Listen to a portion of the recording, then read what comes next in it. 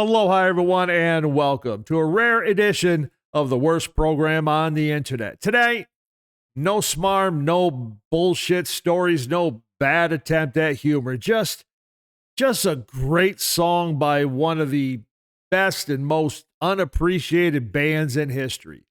So from 1971, just months before the death of Jim Morrison, it's The Doors and Crawling King Snake. And if you would be so kind, I would sure appreciate, a like, a follow, a comment, or a share. But either way, let's go ahead and enjoy this together, shall we?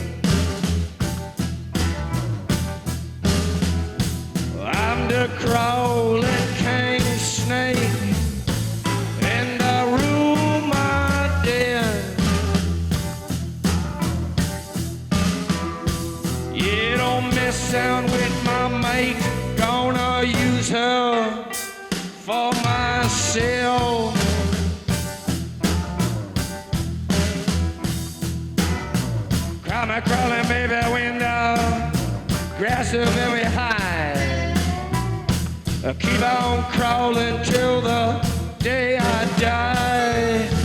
Crawling king snake, and I rule my dead.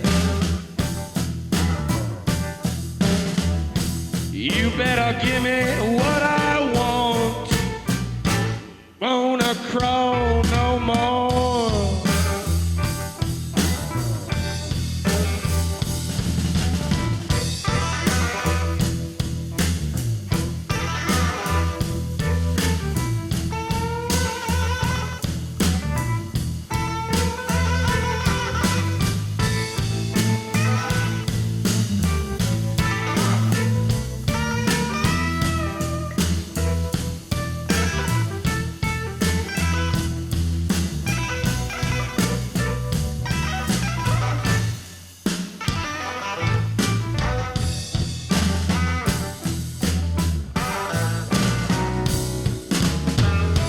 Crawling, baby, crawling round your door. See anything I want, I'm gonna crawl on your floor. Let's crawl. In the room of death. Come on, give me what I want. Ain't gonna crawl no more. I've crawled a while.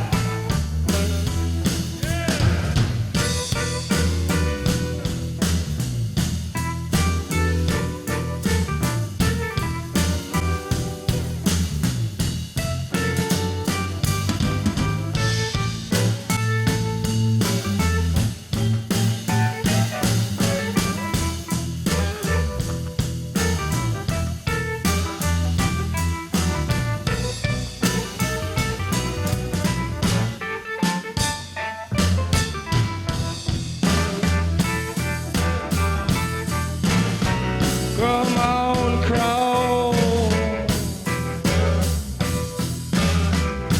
Come on, crawl.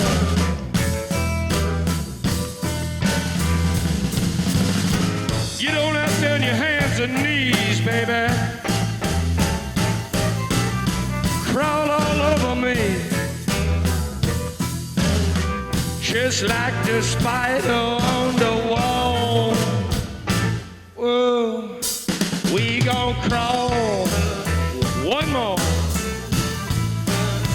Well, I'm the crawling king snake, and I roll my dead.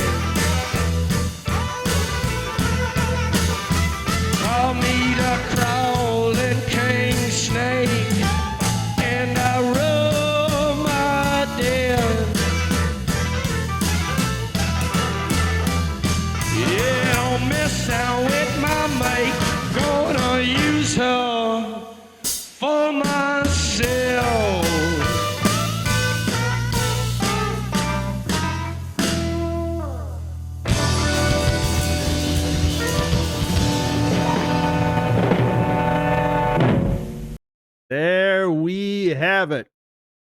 I told you it was something pretty sweet, right? This in-studio performance was actually recorded for an Australian TV station in 1971. Of course, Jim Morrison would pass away July 3rd in Paris at just the age of 27. Brilliant performance, right? Like a lot of old blues tune, the story of Crawling King Snake is a bit sketchy, for lack of a better term. Earlier versions are believed to go back to the 1920s, with songs like Black Snake Blues by Victoria Spivey and Black Snake Moan that was recorded by Blind Lemon Jefferson. Now, Crawling King Snake, kind of as we recognize it today, was first recorded by Big Joe Williams in 1941. Now, that song has been recorded and reinterpreted literally hundreds of times over the years.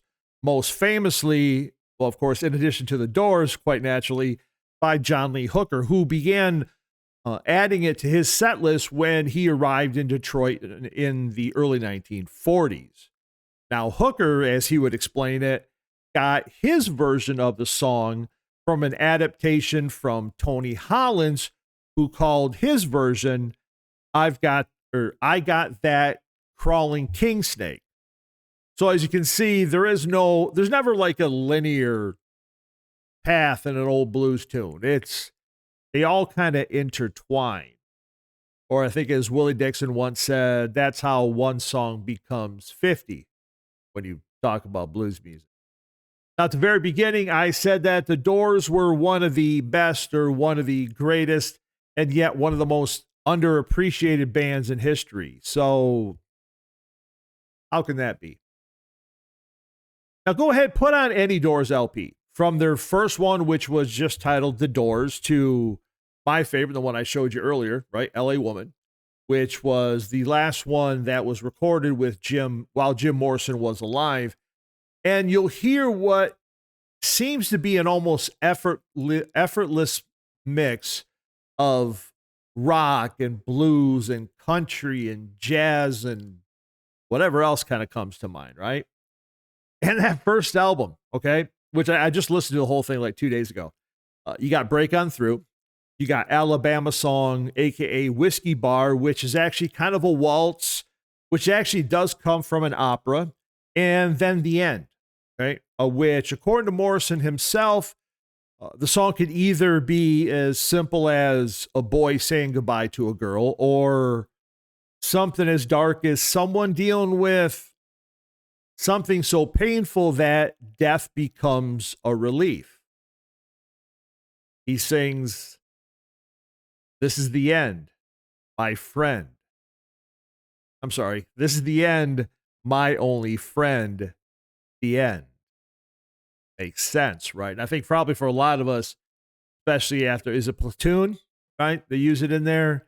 It seems a very, very dark song. But that's not a debut album, or at least it's not what is normally a debut album. That's a greatest hits album that comes from a band that's been in the business for a dozen years. That's not a first try. Well, it is for the Doors. So there's never been a question about their songwriting or Morrison's ability to, say, captivate an audience. I think what gets ignored, what is unappreciated, is the musicianship of Ray Manzarek, the pianist or the keyboard player, Robbie Krieger, the guitar player, and John Densmore, the drummer. It seems, and I may be overstating this a bit, but it always seems like the popular opinion is that it's Jim Morrison and the Doors, as if the other three members were his backing band. Now, let's be very, very clear about this, and I know you heard it in the song here. There is no Doors. There are no Doors. There is, I'm not too sure what the plural of the singular is or whatever that is, but there is no Doors without Manzarek, Krieger, and Densmore.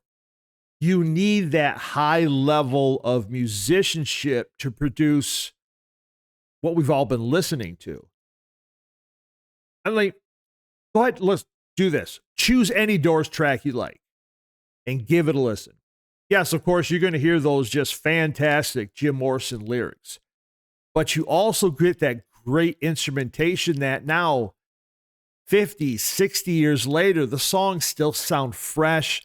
They're still exciting. They're still wonderfully produced. And look, if you're looking for an excuse to invest in some stereo equipment, like my tower speakers upstairs, or if you need just some good vinyl to add to your collection, you want to pick up some Doors music, you're not going to be disappointed. Anyway, that's my soapbox for the day. Hope you liked it. If so, please subscribe, post a comment, recommend it to others. So let me know what you think and how you doing. And see you next time, my friends. Y'all take care, all right? Thanks again.